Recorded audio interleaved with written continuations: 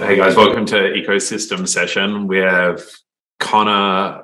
Connor, am I introducing you from Skrilla, or is it Connor from Holo? Yeah, from Skrilla, yeah. Mm-hmm. Okay, cool. Well, so we can know and love Connor from previous Ecosystem Sessions, and Art as well. Hey, Art. I don't think I've been in an ecosystem session yet. I think it's a reflection of the ongoing shift in your role into making things real in the world. So it's very cool to have you here. Thank you. But the reason I hit record as we were doing a little bit of the prep is we're just talking about Art and Connor and the different conversations that they want to have around this. And I was thinking, Connor, actually one of them, I guess that one of the most exciting things for me about this ecosystem session is showing the mechanics or talking through the mechanics of the hREA system and seeing what it might look like on a Holochain is really cool. So it's one of those concepts where you have the meta concept, but the meta concept without the combination of the meta concept and seeing it in action, I think is one of the things that's going to give this the momentum that it needs. So I'm really excited, and I'm very excited that we have like both voices to be able to bring both dimensions to this one. Mm-hmm. So on that note, maybe Art, to you first. hREA accounting, I know you've been talking about this for years. I'm sure there's some people that have kind of understand this, etc. But can you tell us a bit more about hREA accounting, why it's important, and then if you like, I assume as you're on a roll, just like why Holochain and hREA accounting, why this matters so much to you. I can ask those questions in sequence as well, but I figure they're just going to naturally bleed into each other. Sure. Go ahead, Connor. One quick thing, we can just lead as well with kind of like, for those who don't know, like just we've got this project hREA, which is Holochain based REA accounting, and so we're here today to talk about that and to talk about Holochain and REA accounting and why those, and then that's what Arthur's going to speak to, is how those come together, like in the project. Yeah, perfect. And then, Connor, we can chat about how you got involved, your relationship with this, and start to show some of the demos, what you're working on, where it is and where it's headed. That sounds ideal. I can just back now. Sweet. And enjoy. And you've launched a website for it, right? hREA.io? We have hREA.io, exactly. Yeah, cool. So the thing for me that's kind of at the crux of the matter is that we live in a networked age, and it's time for us to upgrade our accounting practices to kind of digital era networked accounting practices. Standard GAAP accounting principles, double entry accounting, is inherently locked into the walls of a single organization by definition, because it's an offsetting debit and credit, where debit and credit are defined by the type of account on the sort of equity liabilities side versus the expenses side and you have to have two internal entries. So for every time you take an action out in the world, like do a transaction, you have to create two internal entries that are offsetting each other essentially, and that's how double entry accounting works. And it only, so your actions out in the world are separate from what you're recording in a ledger, and you have to put these two offsetting entries in your ledger. And what REA accounting makes possible is that you do a transaction. REA means resource event agent accounting. It was introduced in the 80s by Bill McCarthy from Michigan State University and some other folks, and has become an ISO accepted standard. In fact, that's not even a bad place to read about it. If you want to read the ISO standard, you can download their PDF. It's ISO standard 15944-4. And that gives some pretty good overviews of how REA accounting works. But the idea is that for some economic agents, they can engage in an economic event that involves a flow of resources or multiple flows, often counterflows of resources, like money in one direction, resources in another direction. But it can even involve like the economic agent having to do with moving inventory within a company from a warehouse to another warehouse, or to, so it can model all types of economic flows, really. And actually the flows word there, I think, is pretty vital, in that some people who've done some really great work on the modeling of how to do REA transactions well are the folks at Value Flows, which is Bob Haugen and Lynn Foster at Value Flows, where you just take the WS and put a dot in front of it. Mm-hmm. Yeah. And that website can also tell you a bunch about like how to track value flows in REA accounting. And the exciting thing, just a little bit of a preview, which I think we should come back to after talking about Connor's stuff, is the exciting thing to me about implementing REA on something like Holochain is when you put it in an immutable cryptographic system, what you've basically just done is have your transaction essentially be able to become your accounting entry as well. It's an immutable accounting entry, and you don't have to do separate transactions and accounting in that regard when you do your transactions that way. And not only that, but if you allow, so we've always recommended that people implement currencies on Holochain in terms of peer-to-peer accounting. And REA accounting is an accounting standard for that, an accepted accounting standard for that. And what it kind of allows you to do is, if you allow somebody to kind of borrow, to go into the negative in their accounting balance for some of their business units. Let's say you sell bushels of apples or cases of whiskey, or hours of web design services or something like that. If you are allowed to go into the negative, you're essentially advancing yourself money on a cryptographic ledger in existing business units where we already have context for the value of those business units. And it allows those business units to essentially act like a cryptocurrency. You don't need to issue some weird new token or coin. You actually have bushels of apples. It's just that right now it's not harvest season yet, and I'm pre-selling my bushels of apples, and I'm going into some bushel of apple debt, and then I have to deliver the bushels of apples later when it comes harvest. And and if I can do that through mutual credit issuance, which we can also come back to and talk about how that is different than typical fiat issuance used in cryptocurrencies, then you actually have regular business units of account acting like cryptocurrencies that are definitely not securities. They're inherently utility tokens, without having to create a token. They're actually just units of account. So that's kind of exciting to me, is that, in fact, I wonder, especially as regulatory environment gets a little bit more strict around cryptocurrencies, and as there's like a backlash from how speculative and volatile cryptocurrencies have been, I wonder if this doesn't provide like a way forward that kind of is an end around all of the kind of restrictive regulations, because you never have to create tokens. You're actually just doing accounting, and accounting's legal everywhere.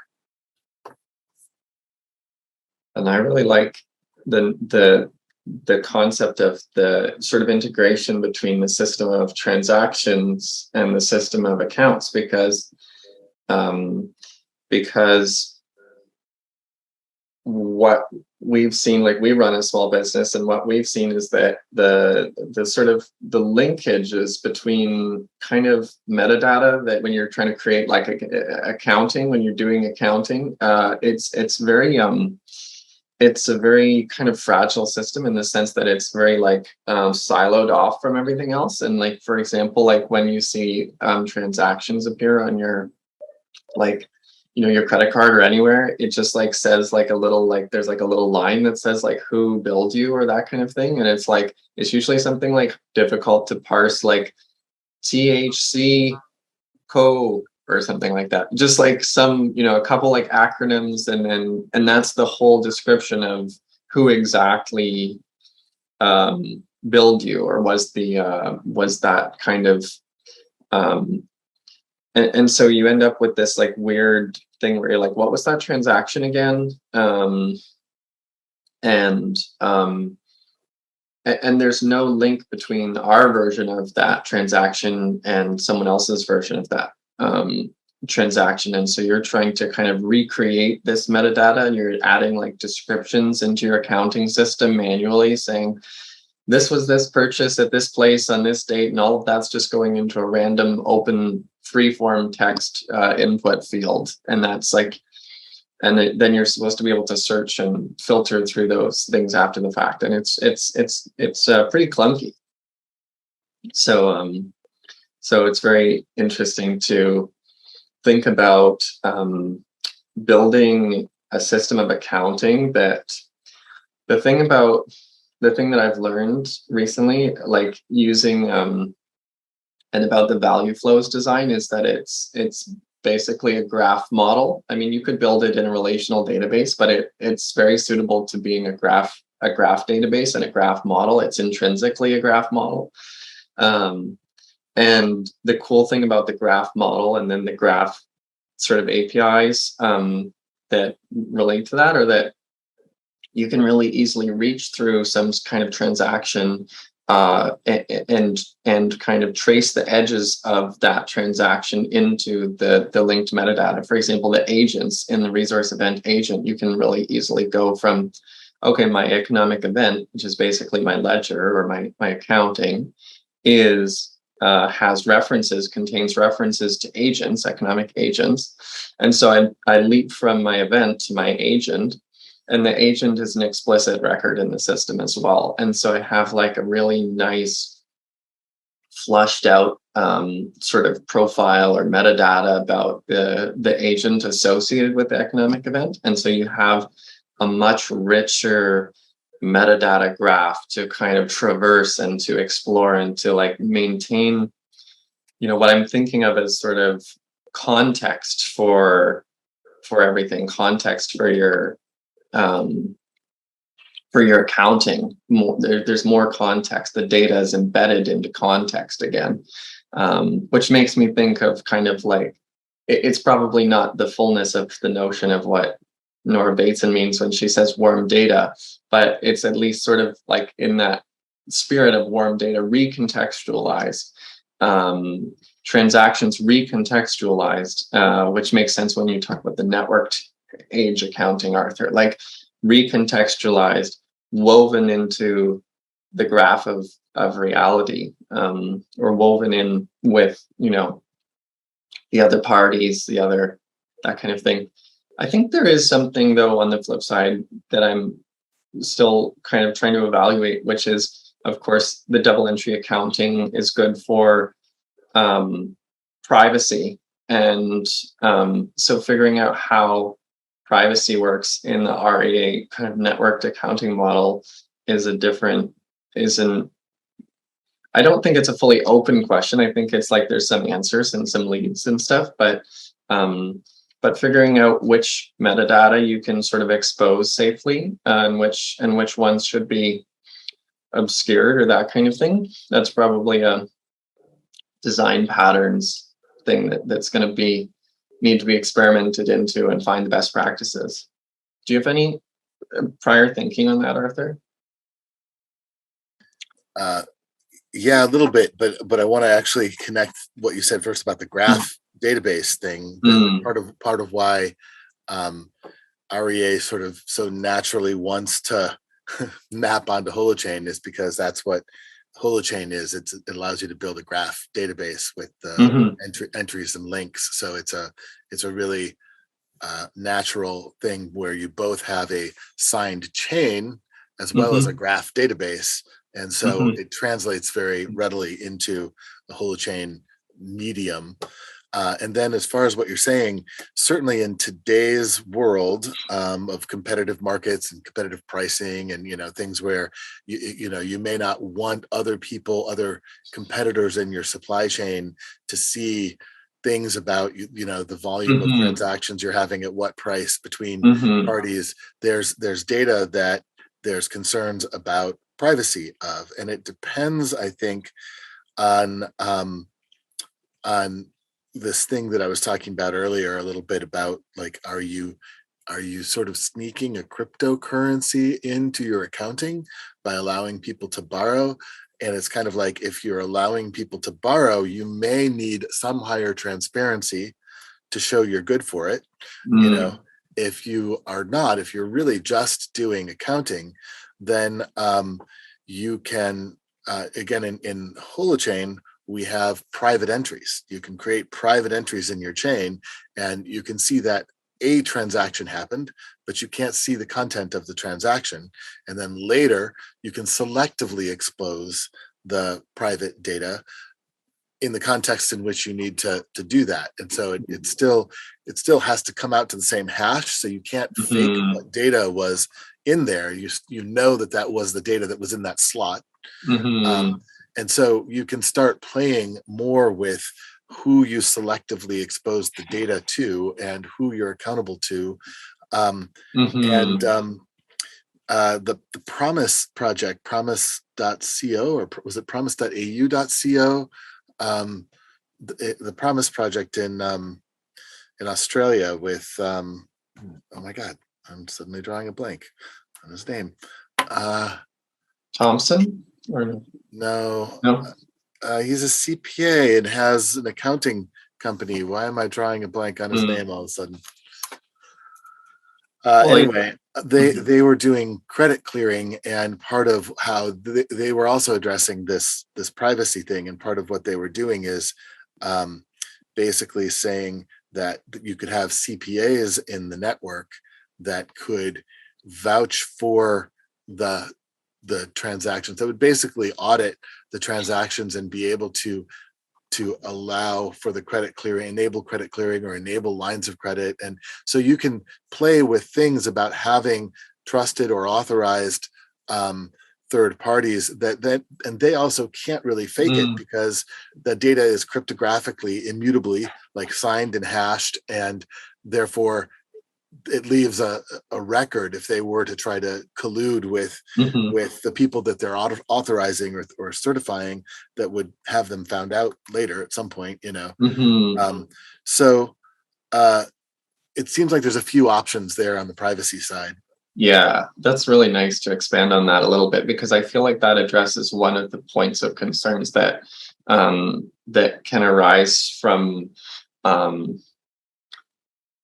as you said, the more competitive or the more conventional business practices, which also, like, we want to accommodate. The framework is supposed to accommodate, it's being designed to accommodate both what we might call these next economy initiatives, which kind of these open value networks and these DAOs and these different kinds of what I call loosely coupled economic coordination. So folks who kind of spontaneous or improvised collaborations, pop-up things, or things that are temporary, or include free agents kind of coming and going, but also more conventional or the traditional business frameworks and practices and that kind of thing. So yeah, being able to sort of be inclusive of the concerns of both types of initiatives, both categories of businesses and ventures, and all kinds of economically productive groups of people. So just quick thing about that, Tiberius with the Sensorica working on kind of a open source hardware value network. They're excited about playing with this, and they've done some iterations before. in this space. We've got the New York Textile Lab that is Exactly. looking at trying to make that whole textile supply chain transparent. Where are the materials coming from? What's the accountability that you have as a textile company for the things, for the toxic processes or things like that? There's actually also advantages to being able to make some things transparent from an accountability perspective. And the name I forgot earlier was Alexander Kohl, Kohl, and that's promise without an E on the end, promise.co. Anyway, That's really cool. I hadn't heard about that. .eu. Yeah. On the kind of thing that you were talking about, cryptographic and immutable like ledger, and why that's such a good fit for like the REA accounting too, because like if we're thinking about doing networked accounting, then you need a system of accounting that the different parties in, for example, a supply chain, which a supply chain is in its own way loosely coupled economic coordination, in the sense that it's a value chain, and it's a set of parties who don't have direct they have sort of indirect accountabilities to each other, or loose accountabilities or relationships. So they need to be able to trust each other, and people were definitely citing blockchain a lot in the early kind of like talking about blockchain for supply chain provenance. But I think they have seen a lot of limits to that, so it's really cool to think about Holochain being able to kind of like, Holochain is a more natural fit for that kind of accounting and that kind of record keeping, cross-party record keeping, because it still prevents tampering, but it also is more more scalable, and you can also have basically what amounts to an intranet among those parties. They can have a data set that's not public to the world, but that is public to the set of parties in the particulars of the supply chain, for example. So you can have like a kind of a local network or a local set where the data goes only as far as it needs to go and no further, instead of being global and completely open.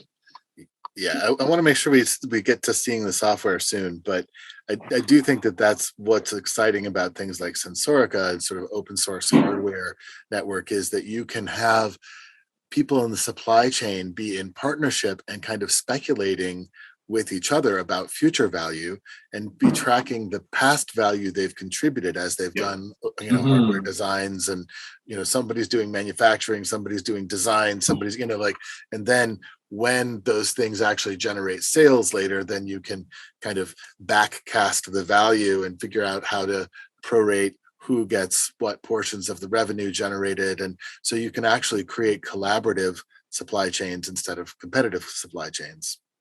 Mm-hmm. Yeah, you mentioned, so you want to get to the software and kind of ground it and zoom in on that level. Cool. Yeah, I think that's perfect. I was just going to say, as I was tracking the conversation, that to me, there's Pat's really getting me excited. Just as we're shifting gears here, just came in and started yelling. But one of the reflections that I often have with REA is I often think like A means activity instead of agent. In other words, and of course, like event and activity are the same thing, but it's really interesting that it's like I guess the gap in my mind is that I haven't ever or when I reflect on it, it's like, I'm not actually attributing agency to accounting standards. So it's been really interesting, like watching how I've struggled to remember the agent in REA over the years. Anyway, so I do, like, it's really nice to talk about it, but I do wonder whether I think like it's something where we're talking about what the possibilities are, but again, as a paradigm starts to shift, it seems to me, particularly in an area as you introduce agency into this concept of networked accounting, there's going to be a whole series of things that are going to unfold that we can't predict, which I always like those kind of tools. Just one thing before we go into it, Connor, I want to just check. So maybe, or actually either of you, so hREA, like from a Holochain perspective, I guess you could think of hREA as, or hREA as an application, as well as you could think of hREA as a framework for categorization of Holochain transactions. Is that like does it work both ways or not really? Just in terms of my framing, I know I don't want to derail going to the demo, but I wanted to just check in on that and see. The way you put it initially, the first of the two things, what was it that you said? Well, I can see from what we're talking about and what we're about to see how we can operate like the hREA or the hREA as an application on Holochain because of the design fit. But what I was wondering is, does that also make the hREA framework a possibility, like a way of categorizing Holochain transactions in a way like, I know it's like weirdly, is it essentially a design pattern that could be used across Holochain applications? And I don't know if that means without hREA or whatever, but that's kind of what I was just trying to. It is super generic. It's fundamentally an ontology, and the ontology is implemented in Holochain. So it's kind of operates at a level of generalization that is very, very inclusive, in the sense that it doesn't assume what kinds of things that you're storing or keeping records of. It just assumes that each group, even each independent use case, is going to be storing different types of things and record keeping different types of things. Yeah. So, and that they're going to create they're basically going to bring their own ontology, but they're going to map their own ontology onto the value flows ontology. Yeah, and probably like the system administrator or someone like that is going to do that. That's not going to be on the everyday user doing that mapping of those two things. Yep. Yeah, if I could say your initial question a little bit differently, David, it's not just a way of categorizing it, which just would imply almost like applying a category tag. Yep. But it's a way of structuring Yep. the transactions and recording the transactions. So it's a protocol for structuring and recording the transactions. And it's doing that according to what Connor's calling an ontology, but that ontology involves different vocabularies kind of transactional structures and types. And that's the when you have that shared ontology, it allows you to do that shared sense making about the nature of the transactions, which goes, so like Connor's saying, so much deeper than just kind of applying a little bit of extra comment text onto a confusing, opaque abbreviation that came out of your credit card statement or your bank statement or whatever, where you're losing all the data that actually was a part of the transaction. In this case, the transaction actually is structured and preserves the data, and then becomes your accounting record also. Yep. Okay. Amazing. Cool. Yep. So yeah, that's a bit of an introduction to what the software is. I'll kind of launch into screen share mode and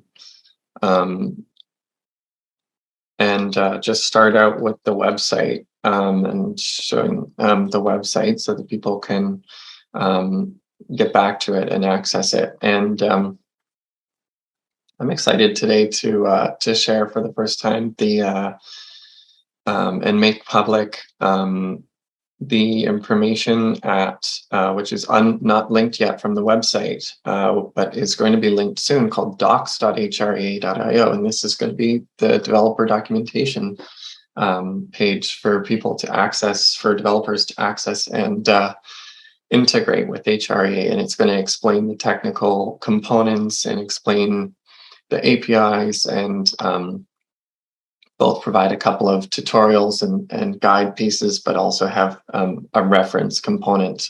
So like the ability to look at all of the specific parts of the API. Can I just chime in just 1 second? Yeah. So in a similar way that Holochain is like an underlying framework for developers to build apps on a decentralized system, in many ways, hREA is an underlying framework for developers to implement their transactional systems. And so that's why so much of this is talking about the API, and that's why it's exciting that there's much better documentation now to make this accessible to people.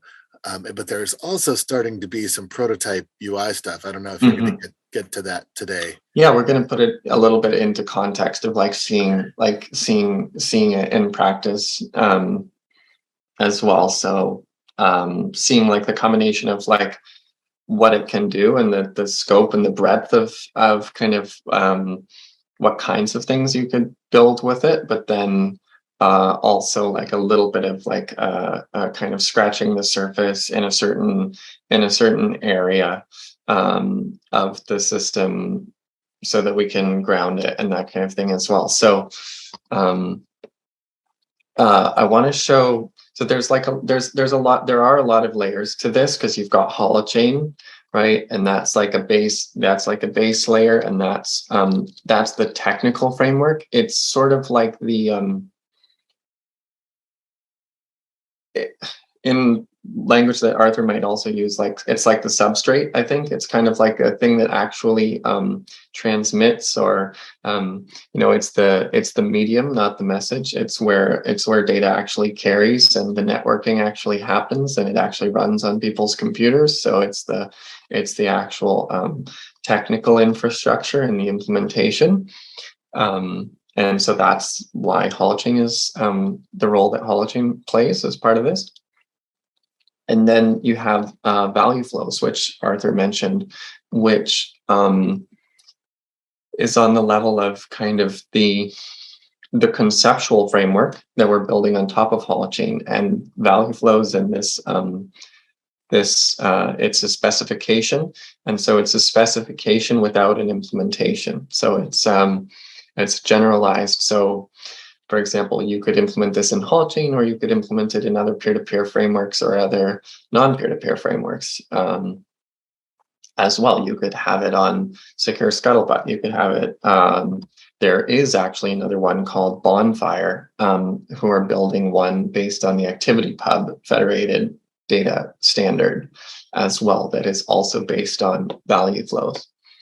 So then you get back to hREA. And what is hREA? hREA is an implementation of the value flow specification using the Holochain framework.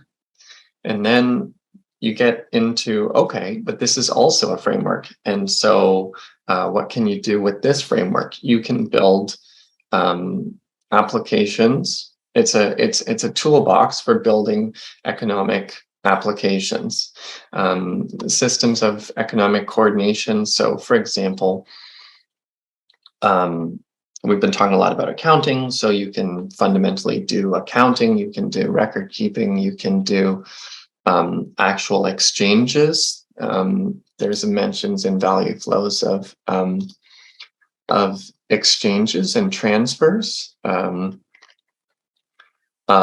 This is kind of like the one that Arthur mentioned, where there's a bidirectional flow. There's actually two economic events, for example, produced. One is this is like an exchange, a retail exchange. These are literally over-the-counter exchanges. This is not complicated in the real world. We do this every day. It's just, I want to buy a sweater. I want to buy a bucket. The bucket costs $5. Or Carol wants to buy a bucket. Carol brings the bucket to the counter, pays the clerk $5. And so $5 is one economic event. It flows from Carol to the store.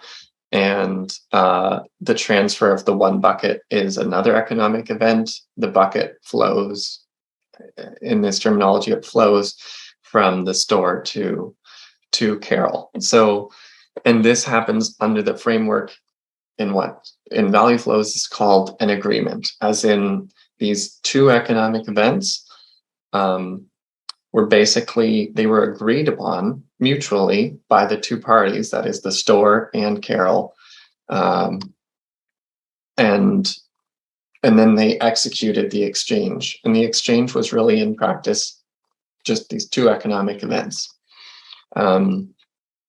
And so, yeah, this value flow site kind of outlines these kinds of things. How do you model a retail exchange? How do you model? This is not a retail exchange exactly. This is an exchange of apples and cider, and taking place under the auspice of an agreement.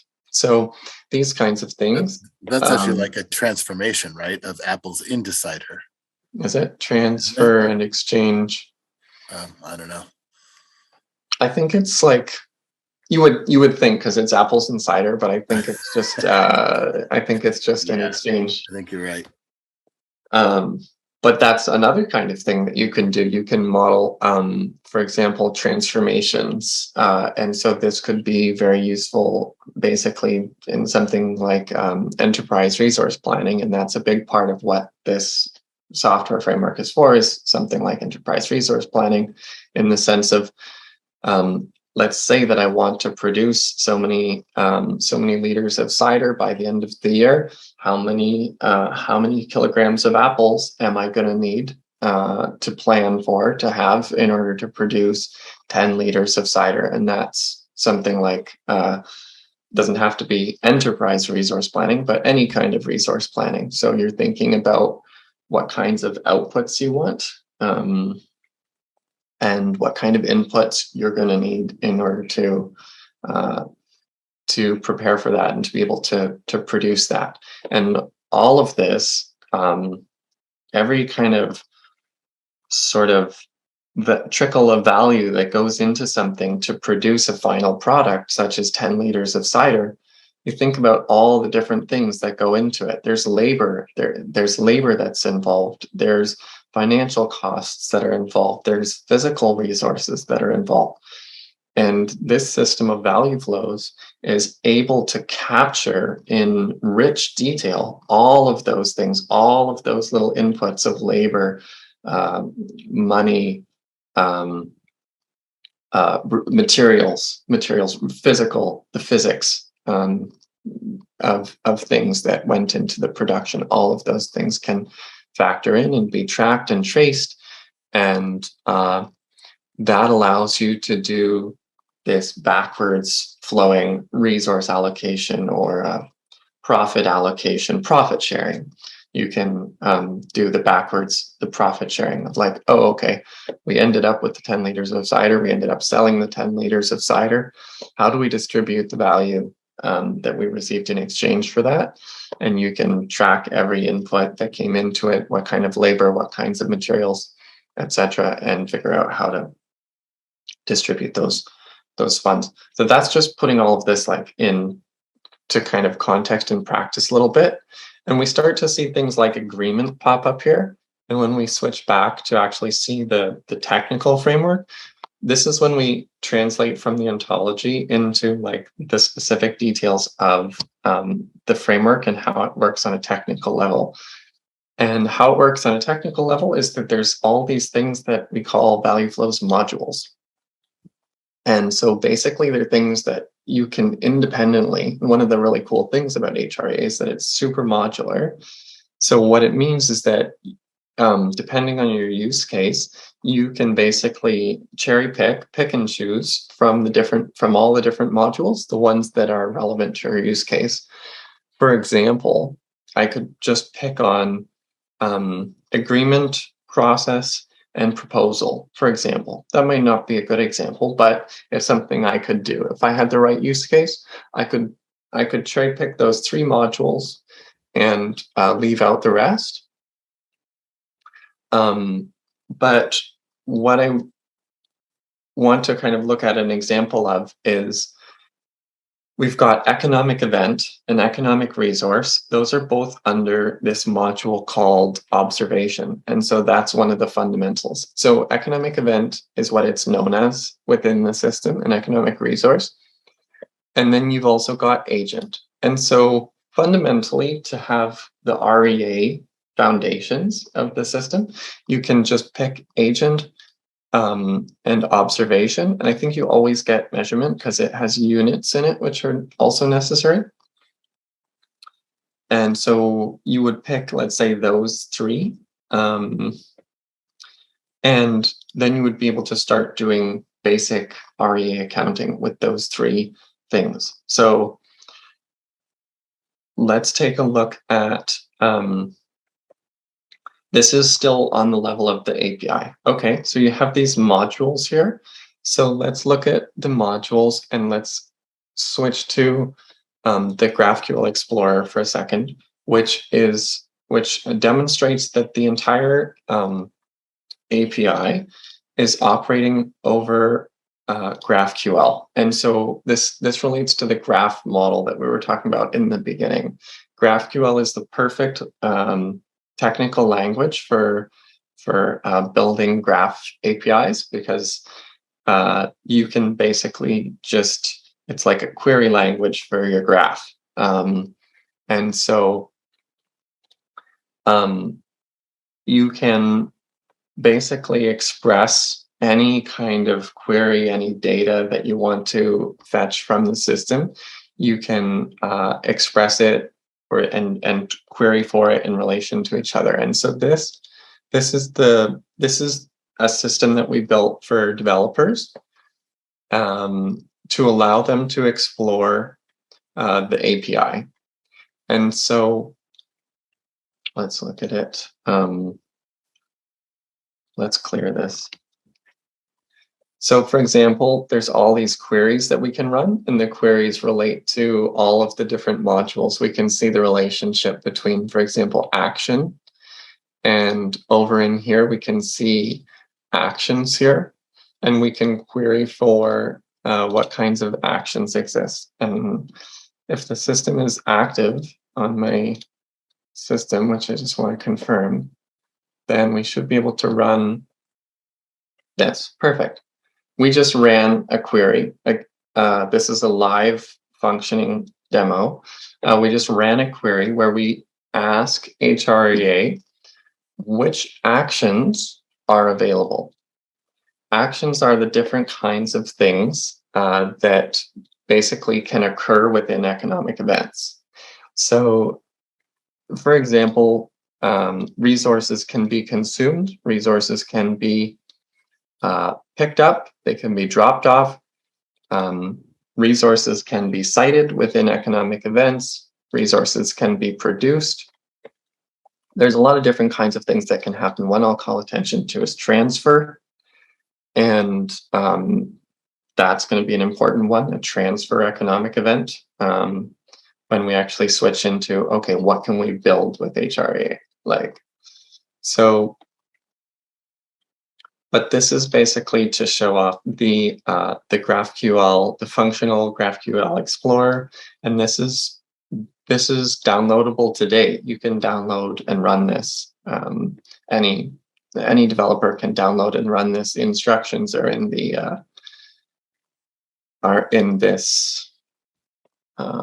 one, for example. The Quick Start API Explorer, this section of the documentation, you can get this up and running. So let's switch to the idea that let's role play, and now I'm an application developer. So I've heard about value flows, I've heard about hREA, I'm working, for example, with New York Textiles apps or Sensorica, and I want to say, okay, you've got this hREA framework. We at Sensorica, we want to use it, and I'm a developer who's part of Sensorica or related to Sensorica or being paid by Sensorica or whatever. And so I want to take this and put it into practice for our business or our value network so I want to build an application, that means I want to integrate hREA. I want to integrate with it.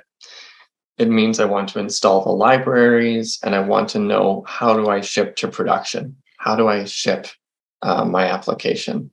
So how do I do the development, and then how do I ship it? And those are the two things on my mind as a developer. And of course, I want to talk to my business network or and I want to understand our use case and know what our use case is and know what I'm designing. I want to work with our designers and that kind of thing. So that's the role playing that I'm doing, and that's kind of the scenario that I'm painting. And let's say that I follow something like these instructions. Okay, I install a module and I set it up. And so I've got my project that's like, this is my sample project. This is my, you can see my full screen. You can see code right now. Yep. Yes. Yeah, okay. So this is my developer project, and I've followed the instructions and I've installed one of the libraries, GraphQL Client Holochain. That's one of the core libraries that we're shipping. And so I've installed the library. I'm using GraphQL. I'm using React to build my front end. And I get into it and I start to build out my app. And eventually I'm going to get to this place where I have to start basically speaking the language of hREA or of value flows. And so I'm going to have to start expressing these queries that I'm going to use in my application. That's what these are. But so fast forward, and I've done this. I've been working on this, and I have actually been building this test application, and it's still very similar to basically what we have. Or basically, it's not super in context of like Sensoric or that kind of thing. It's general, this UI, but it is basically an example of integrating with hREA. And so, start this back up. So I'm doing development, and this is an application that's using the hREA APIs. We've got the GraphQL API layer, and then we've got, it needs to talk to a Holochain backend, and that's what it's doing. So I register myself, and this is just a raw list of my, not just mine, but economic resources which are in the system. So adding a resource, I had the example of, let's say that I'm inventorying potatoes.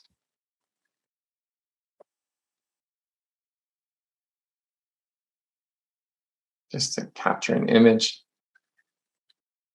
So when I'm taking inventory initially, and I'm setting up the system, I have to capture an initial balance. And so, Arthur, what's my initial balance?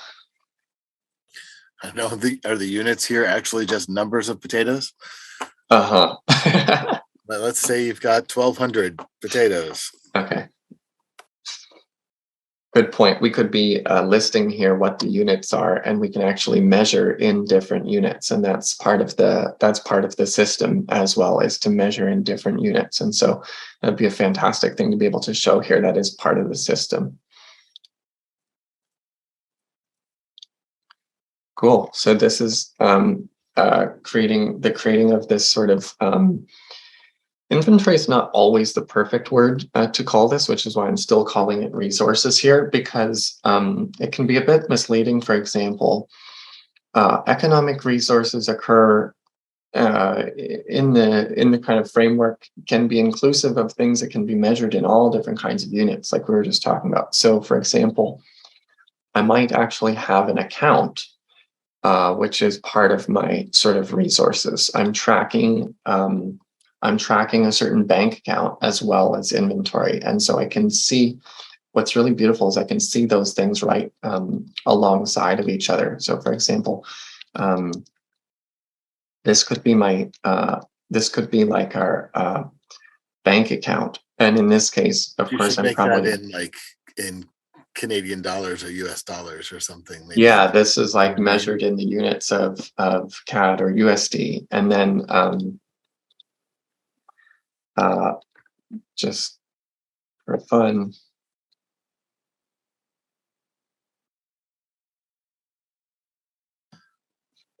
oh, that didn't work. Oh, it did. Cool. So now we have like two very different kinds of resources. We have like financial resources, and we also have material resources, potatoes, both in this sort of so-called inventory. So, and then I built a little system. If we add a third one, which was like, right now we're looking at rather than thinking of these as specifically my resources, I could be thinking of this as resources being tracked within this economic network. And so this is not as specifically my economic resources. These are just economic resources which are being tracked. These ones are affiliated with my agent, and I can't yet affiliate a resource with another agent, except if, I guess, another agent was actually the one to add the resource, then it would be affiliated with that agent instead of mine. But yeah, just this idea that this is actually, I'm seeing at the moment resources created by anyone across the ecosystem, and that kind of speaks to the networked accounting aspect. Of course, I could tailor the UI to reflect back to me, the user, only my resources. And there's probably a good case for doing so. But let's say that if I was a system administrator, perhaps this would be a really relevant dashboard for me.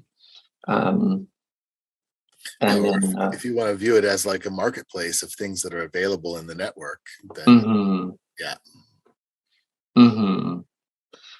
Here we have an example of being able to everything that happens to a resource is an economic event. And so if we want to produce an economic event of simply modifying, and this is basically the idea that, oh, I miscalculated inventory. And so for some reason, I just have to update this manually. I don't know where that potato went. So it wasn't like a transfer. It's like this potato just went missing. And so I just have to update my inventory. And so I can adjust this down by one went missing, and then save this. And now there's the resource has been updated, and there's only 11.99 potatoes left, or that are there still, and that produced an economic event. So that's another example of an economic event, is just what happened there. Raccoon getting into your warehouse and stealing some potatoes is Mm-hmm. an economic event. Mm-hmm. Exactly.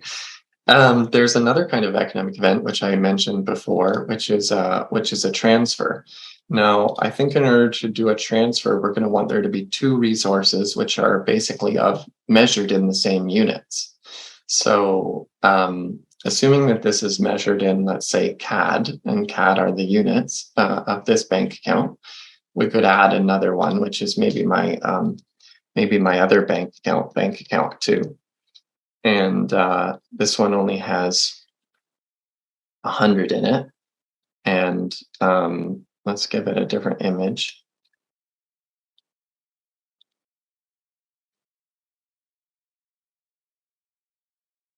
Okay, so we've got bank account and bank account too. This one has 1,000. This one has 100. I want to transfer some of what's in this account to be in this account. So I go to transfer. This is from. This is to. This is amount. Pretty straightforward. course, what I shouldn't be able to do is transfer from my bank account to the potatoes resource, but that would just be a system of like filtering out and picking which kinds of things are eligible to make transfers between. And generally speaking, they should be things which are of the same classified type. The resource is classified as something, so or maybe they're measured in the same units. And those are two ways that we can understand whether there should be a transfer allowed. But between these two, let's say they're both measured in CAD, I'm allowed. And so I'm going to transfer 100 CAD from bank account to bank account 2. There we go, down to 900, and this is up to 200. So that's actually the hREA backend doing the math, performing the taking the economic events, doing the math, and basically what you have left, the numbers, the measures in these resources, is basically just information taken from the whatever economic events have occurred that have affected the resource. For example, this one started out with there was an economic event that said that it had an initial balance of 1,000. And then there's an economic event that said that there was a transfer from this resource to a different resource of 100 CAD. And so basically it just took that 1,000, which was the initial balance, subtracted the 100. And that's how it's deriving and outputting the number 900. Yeah, Arthur? Yeah, I'm just wondering, I don't know what trajectory you're on, but I'm wondering if you can give a little bit of a status of the project, because I know you've stepped in to a project that has been in progress for a while to bring it to certain levels of readiness and completion. And do you have those little the checklist thing available and everything? And also if you could talk about the Open Collective campaign briefly. Yeah, that's really great. That's actually fine for the demo. That's totally cool. I hope that this kind of like grounds it a bit, puts it into people's minds. What's seeing these things like so-called economic events and economic resources, and getting a grounded feeling for what those kinds of things are. And also, if you're a developer, seeing how easy it is to integrate with hREA and to basically get started building something, because it's basically an API in a box. So I'm sort of, one of the ways that I'm like trying, to explain it to people is it's almost like a Shopify type backend, but on a distributed networked database, which is Holochain. So it's like it brings all of these affordances that something like a Shopify kind of backend does, things like tracking inventory, managing transfers, all kinds of different things. It's even more open-ended than that.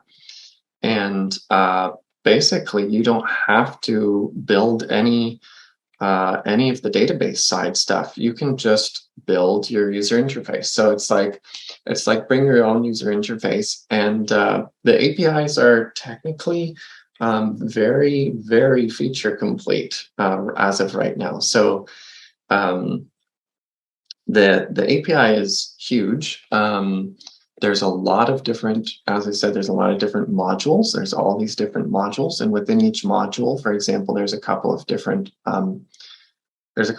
queries. There's a couple of different. Do you have your checklist grid mutations available? Yeah. Well, one thing actually, about this is that this is what I've incorporated into this documentation generation is the implementation status of specific API endpoints. And so almost all of them that you will find in here are status implemented. There's only a number under agent, for example, agent relationships that are status unimplemented. And so this view of it is a little is a little dispersed, but yeah, we can see how far we got, and that's relative to how it started. There were whole sections that were missing. In particular, all of the read all endpoints were incomplete, and they're now they're not 100% complete, but they're usable. So basically, you can use them, and they will just become more feature complete with time and in new releases and that kind of thing. So they are usable. They just they return, I think, literally all results now, instead of you being able to like filter down when you read all. So let's say that you have like 1,000 economic events. If you call read all economic events, you're going to get back 1,000 events, rather than being able to sort of like limit them, put pagination limits and different things like that on them to say, get me only 10 at a time and save some resources and some bandwidth. So yeah, so this got done. We also implemented Plan, which was incomplete, and so Plan is done. And a really big part of the work was implementing Agent, which wasn't done. And these are the elements that we have yet. I mean, they're not going to be done in MMR. So technically, the MMR scope of work it's not done because we're putting polish on and building out some like little features. But basically, the API is usable. The light at the end of the tunnel today. Well, it's usable. So it's like you can download, you can get started, you can build on the release. At this point, you'll just have a couple of subsequent releases, which are only going to expand what you can do with it. So it's actually usable today. We have a preliminary kind of what we call this whole scope of work, this project, the major milestone release. And we're basically on the cusp of that major milestone release. We've got kind of a release candidate out today, as of yesterday. So it's kind of like a test build. Developers can play with it. They can get familiar, that kind of thing. But yeah, we've still got a couple of weeks left to put polish on it and to, let's say, improve performance in one or two areas and that kind of thing. And so we're just trying to finish it. But we really, we still need support for the project. So that's kind of where the Open Collective comes in that Arthur was talking about. We created a budget for the project that Sprillo stepped into. We figured out how much work we thought was left, how long we thought it was going to take. We created a budget and a plan. How many resources would this take? And we put that up on Open Collective. We want to spread the word. We want to talk with people who want to build on hREA. We want to talk with people who want to fund hREA. So those are all like things that we're really excited about and want to kind of make some new connections and expand the conversation. And we've got a Discord that people are invited to. The Discord, the link to the Discord is here. But you can also, if you're not into Discord, you can reach out to me. You can reach out to me directly, or just email hello@hrea.io.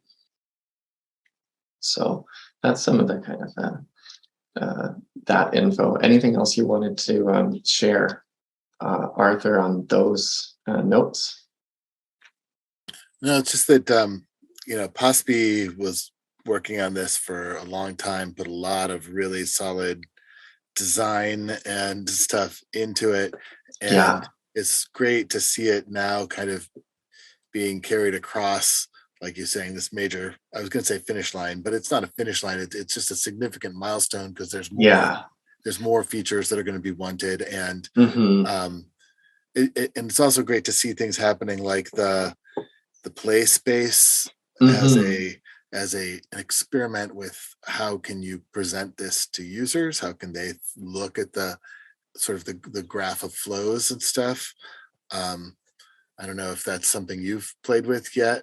Have you? Yeah, I've been tracking it closely. It's kind of like an interface, a graph-based interface that allows you to kind of build and model certain kinds of resource flows directly kind of on the page in a visual language. It's basically a value flows visual language, but it's also like it's integrated to the runtime, so you can actually execute the flows and that kind of thing to produce the economic events, track and trace what those economic events have been that have occurred. Let's say it could be more like a mirror for example, for a real, could be like a tracking system for a real world economic network as well. Could go in that direction where it's kind of like a portal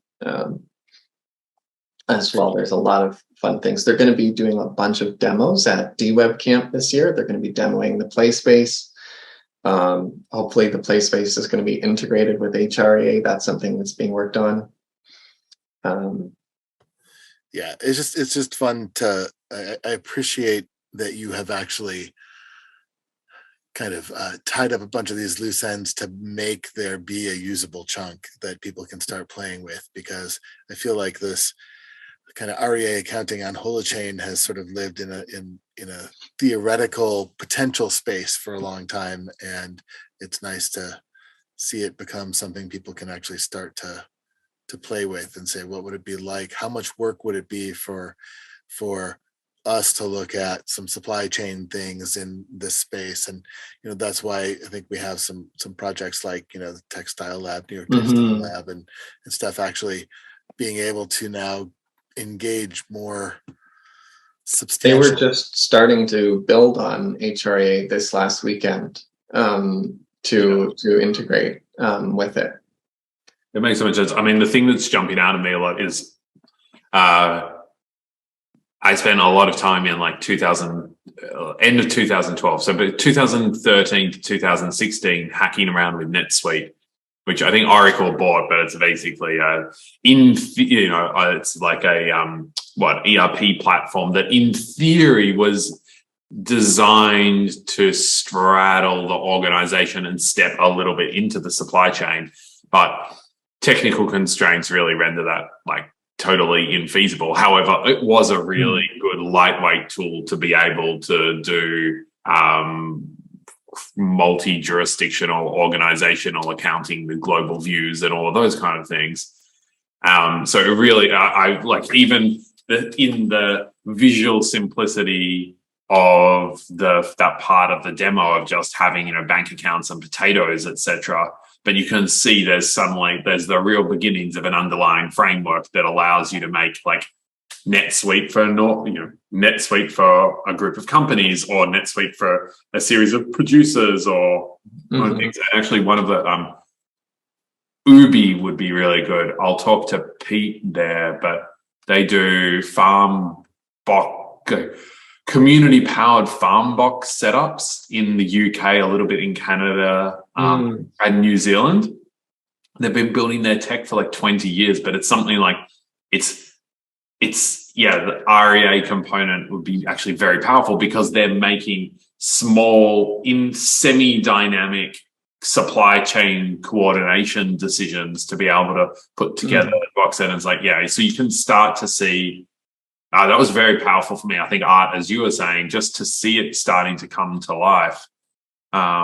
Actually, I was thinking about mobile money and M-Pesa and those kind of things as well. And actually, this is a super, super interesting underlying framework for things like mobile money platforms, where it's the accelerator is things like mobile credits, interestingly, rather than, fiat into credits. And then you're starting to look at this as like, oh, hang on a second. This is already starting to show me how you're able to integrate, again, a part of an economy that hasn't been integrated before. So I know it was getting a little bit grand, but even with those screens, you're starting to like simulate some of those ideas as I think about the technical limitations that make the concept of what people have been talking about with tools possible in the past. But like reality is like the tech's never allowed you to move there. Yeah, like people could be just in terms of accessing this system too, what I'm really excited about is, for example, this could be a way that people can get building on Holochain. Even developers, in this case, developers who don't know Rust could build on hREA, because literally the whole thing is packaged up. It's shipped as a HAP, so it's a HAP in a box, basically. And so, yeah, so you can have developers who are like JavaScript developers, and that's their talent, building on hREA today and tomorrow and the next day, because yeah, they don't need to bring Rust skills. So it's also an interesting way for people to get involved in developing Holochain applications without necessarily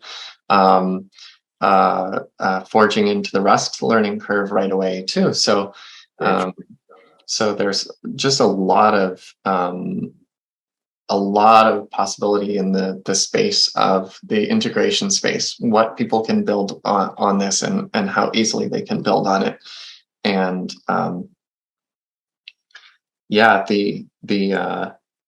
the speed with which I think they're going to be able to get started, and the reduced barriers, and yeah, the simplicity. I'd be curious to try doing like a how long till your first request kind of exercise, and I'm guessing it could be under 10 minutes, like, you know, something just ridiculously short and easy to get people like started with it. So yeah.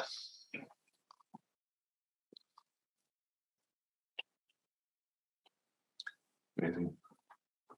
All right. Well, I think we're good. That was brilliant. Connor, it feels like anything, that there's a certain point in the coming couple of months, maybe it's when you've hit your fundraising milestone, or maybe when you've hit that release, or you can feel like there's an opportunity to share, but continuing the conversation would be great. I think like there's just so much that can happen.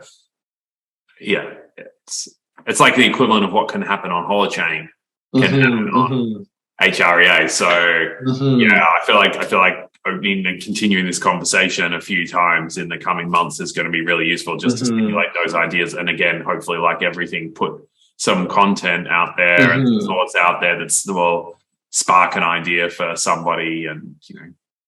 Well, you're going to see as well that it's going to grow the ecosystem.